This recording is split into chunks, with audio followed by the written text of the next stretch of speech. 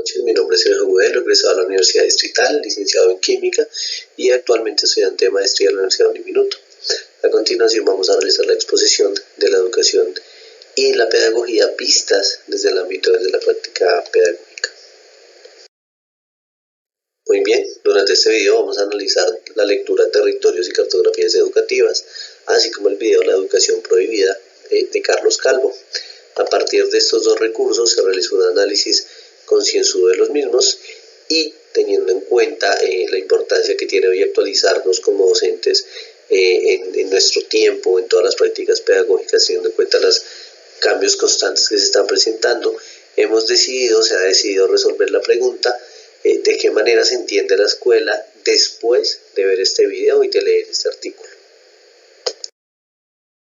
Para comenzar vamos a analizar un planteamiento de Carlos Calvo en estas lecturas, donde plantea que los colegas, que un error que cometen los colegas de los maestros, de educadores, es infundir sobre estos una cultura de no esfuerzo pedagógico, en el simple fin de connotar con las labores sugeridas por el plan educativo y así perder el compromiso, tal vez idealista, adquirido al inicio de la carrera como educador, siendo así esta la principal fuerza negativa en contra de la educación. Este fenómeno afecta de manera directa el proceso educativo. Los docentes en múltiples ocasiones se ven muestran ocupados por no hacer más de lo que deben y así evitar discusiones con sus colegas que por mejorar sus prácticas pedagógicas y obtener los mejores resultados posibles para sus estudiantes. Inclusive, en algunas ocasiones, obtener esos resultados positivos con grupos o con estudiantes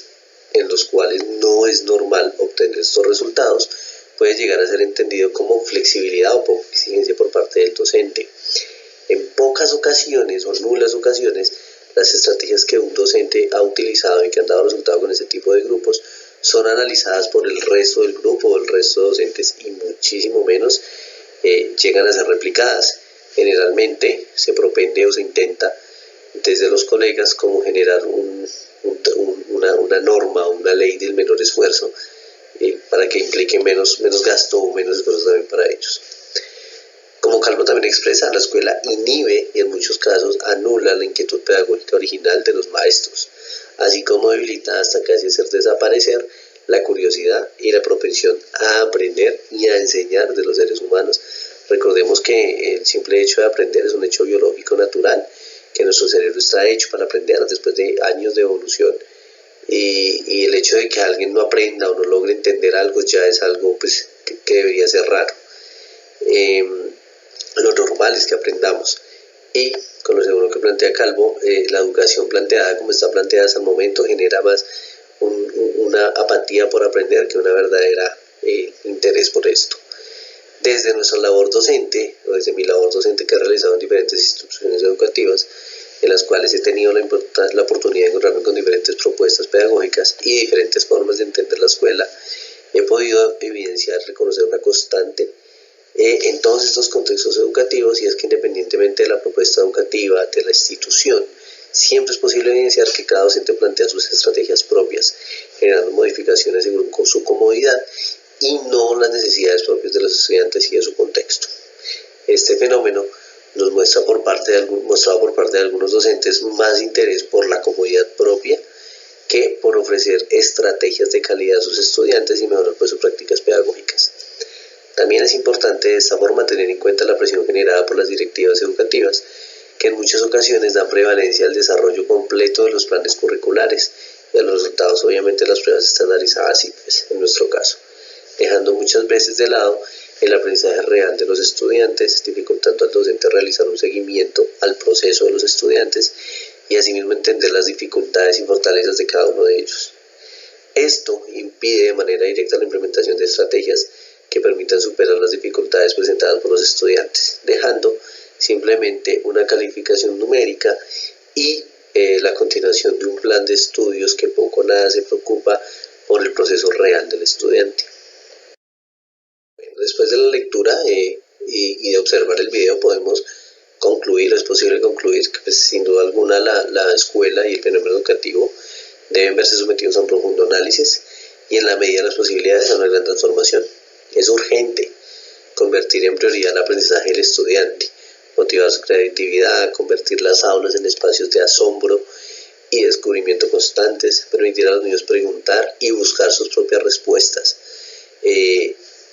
Obviamente esto con guía del docente. Es momento de emprender una escuela descentralizada en los contenidos y más preocupada por la formación del estudiante, por su proceso, por sus intereses y por generar estrategias que permitan generar una verdadera transformación social con ayuda de estos aprendizajes alcanzados en la escuela. Si retomamos las palabras de Calvo, la escuela enclaustrada en el espacio escolar, aprisionada en la temporalidad cronológica, obsesionada por la uniformidad, presionada por programas que no se alcanzan a enseñar, etc., no puede entregar más que lo que ha hecho hasta el momento en los casos que se logran procesos, estos son escasos y casi excepcionales, pues la mayoría sigue aprendiendo poco y mal. Apremia una reconceptualización paradigmática que acoja la diversidad, la complejidad, la emergencia y la autoorganización en medio del caos vital del territorio. En este sentido, considero que los currículos deben repensarse, aunque es necesario, desde mi punto de vista, tener una organización y un plan a seguir. Estos currículos no deben, bajo ninguna circunstancia, convertirse en una camisa de fuerza para los docentes. El currículo debe tener la suficiente flexibilidad para permitir al docente igualmente flexibilizar su trabajo en el aula, permitir al estudiante así encontrar su propio camino de aprendizaje y en este mismo sentido considero que la nueva escuela debe favorecer la aplicación de metodologías disruptivas que fomenten la creatividad y la autonomía de aprendizaje en el estudiante. Metodologías como el ABP, aprendizaje basado en problemas, o las aulas invertidas, que facilitan que el estudiante se apropie de su proceso de aprendizaje y maneje sus propios tiempos. Claramente, si el docente tiene la presión de un currículo y unos contenidos que debe cumplir, aplicar una metodología de estas se va a hacer complejo. Estas metodologías abren la posibilidad a un sinfín de preguntas generadas por los estudiantes y llegar a un conocimiento pretendido por caminos diferentes, lo que inevitablemente puede alterar los tiempos establecidos en un currículo. La escuela debe propender por generar espacios de aprendizaje colaborativo, afuera de las aulas, lugares donde los estudiantes sientan la tranquilidad de expresarse sin la presión de una nota, de un premio o de un castigo. Espacios donde el aprendizaje se convierta en moneda de cambio de las prácticas sociales. Es urgente que los estudiantes sean conscientes que el aprendizaje se genera como un fenómeno social y que todo el tiempo estamos aprendiendo. Hay que reconocer que el aprendizaje es mucho más que un edificio con aulas especializadas. Es importante abrir las puertas de la escuela, o como dice Calvo, desescolarizar la escuela. Si contrastamos los aprendizajes informales habidos gracias a la propensión a aprender y a enseñar con los aprendizajes formales promovidos por la escuela, podemos encontrar que son inversamente proporcionales. Fuera de la escuela, la mayoría aprende bien y sin ningún problema. Por el contrario, en la escuela la mayoría no aprende o lo hace con mucha dificultad, salvo unos pocos que no tienen dificultades. Reconocer los procesos individuales de cada estudiante es vital para potenciar sus aprendizajes y superar las dificultades que cada uno presenta. En muchas ocasiones se evidencian malas calificaciones que no son retroalimentadas con los estudiantes, simplemente dejando una nota negativa sin certeza de las razones de dicha nota o los puntos en los cuales se debe hacer énfasis para mejorar y superar sus dificultades. En contraposición a esto, evidenciamos con mayor recurrencia en cursos inferiores, en primaria, un exceso de felicitaciones y en premios por cualquier entrega a los estudiantes, generando estudiantes con muy buenas notas, pero sin certezas reales de sus conocimientos y aprendizajes. El error es parte vital del aprendizaje. Cuando el estudiante se equivoca, es la oportunidad para realizar un análisis de las razones, razones de su fallo y permitirle ante esto superar sus errores y dificultades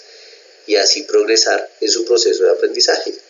A partir de una buena retroalimentación se genera un verdadero avance continuo y se valora en el estudiante el esfuerzo y un progreso continuo. Para concluir me quedo con este fragmento de la lectura de Carlos Calvo, donde dice: hoy da lo mismo en la escala chilena de 1 a 7, donde el 4 es la mínima para probar, si las calificaciones han sido 2, 3, 4, 5, 6 o si son 6, 5, 4, 3, 2. En ambas situaciones la nota final es el 4, a pesar del hecho evidente que en el primer caso hubo un progreso sostenido, mientras en el segundo el retroceso salta a la vista. Creo que esto resume las notas sin contexto y la manera como estamos calificando en muchas ocasiones, simplemente números sin un contexto real, sin una apropiación de lo que está pasando por la cabeza del estudiante y por la vida del estudiante. Y creo que esto en gran medida resume el gran problema que tiene la educación